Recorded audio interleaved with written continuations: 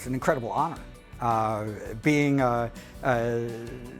know, I do all this research in audio and such, but I mostly work with musicians. And so to have the engineering community say, give me this promotion is a very big deal. And so I'm honored. It's a vote of confidence, and so I'm very happy with it. Thank you.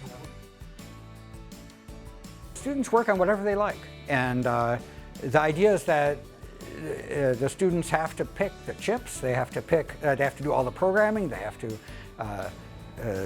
do all the printed circuit board design. Whatever is involved. They have access to the machine shop, so things can be machined for them.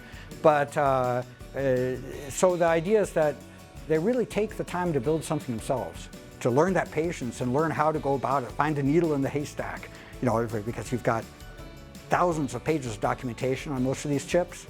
So you could try to read it all and remember it all, but actually the real skill is finding the part of the documentation you need and figuring out, with the tools you have available, how do you figure out what's wrong? How do you go to the next step?